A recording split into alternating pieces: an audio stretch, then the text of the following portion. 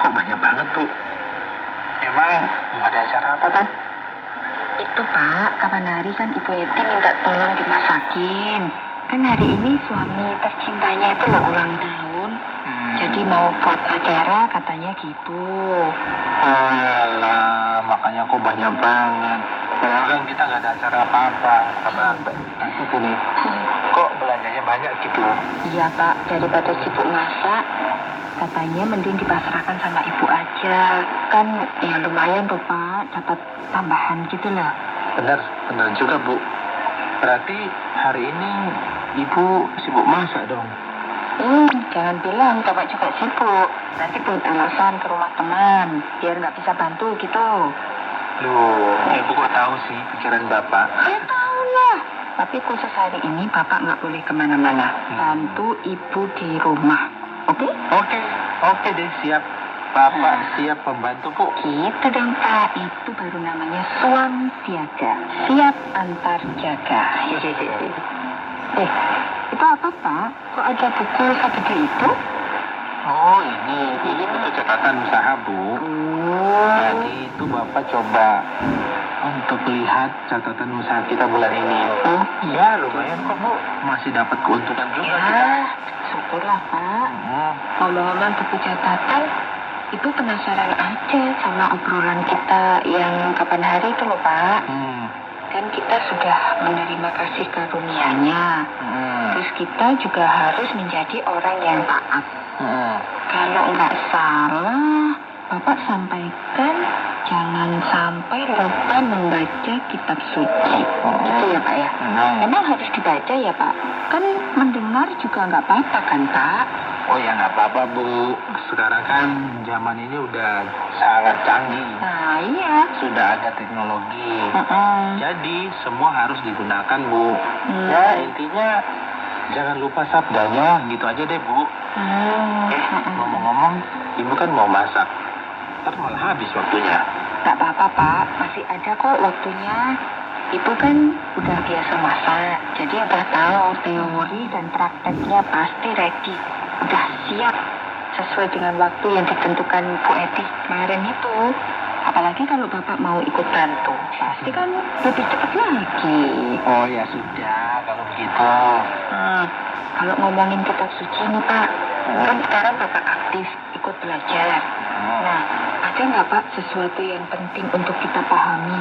Ya, yang ada hubungannya dengan kitab suci itu?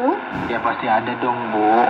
Kalau urusan itu ada catatan yang lain ini, Bu. Mana? Coba pasti lihat. Nggak ada di buku ini. Nah, adanya di buku yang satunya ini nih. Lengkap banget catatannya Bapak. Cocok ini Pak. Kalau jadi Pak cari atau sekretaris desa gitu loh Bapak. Itu mah kejauhan, Bu. Ya Nah, enggak no. Ini nih ada catatan. Bentar akan Bapak bacakan ya. Apa Pak coba? Bentar, ini nih. Dalam hatiku, aku menyimpan janjimu, supaya aku jangan berdosa terhadap engkau.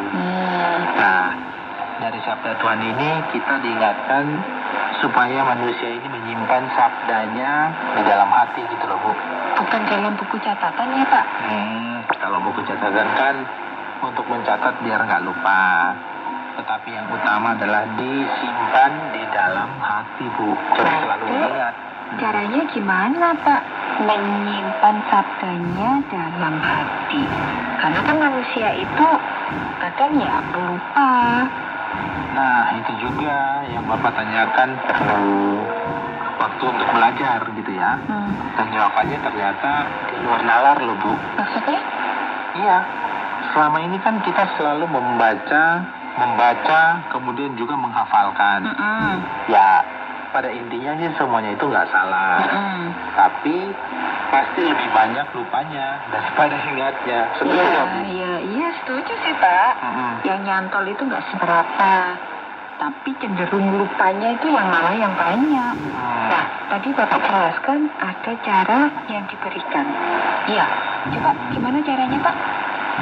Nah, waktu Bapak ikut belajar, ternyata sabda Tuhan itu bukan hanya dibaca saja, tapi didengar, tetapi juga diresapi dan dihayati. Dan yang paling penting adalah dilakukan untuk menjadi pengalaman hidup kita gitu loh, Bu. Oh gitu. Selama ini kan kita hanya baca terus mendengar, ya udah selesai kan ya Pak ya. Oh jadi harus dihayati juga ya, Iya. diresapi dan dilakukan gitu ya Pak ya. Itu kuncinya, Bu. Coba ingat-ingat. Apa ada pengalaman entah itu manis atau pahit yang selalu Ibu ingat? Ada nggak? Oh, kalau yang itu pasti ingat sih Pak. Kan? Waktu Ibu kecil, ketika main sama teman-teman, gimana ceritanya gitu loh Pak, ada yang membuli Ibu. Ya Ibu pasti nangis lah, namanya anak kecil.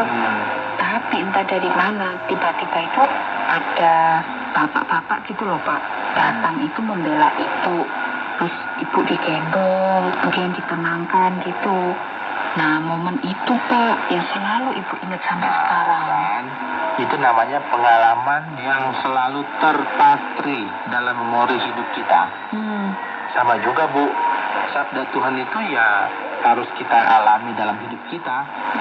Sebab kalau kita hanya membaca, ya pasti kan akan lupa. Tetapi kalau kita alami, pasti itu akan terukir tuh dalam benak kita. Ya, selalu diingat.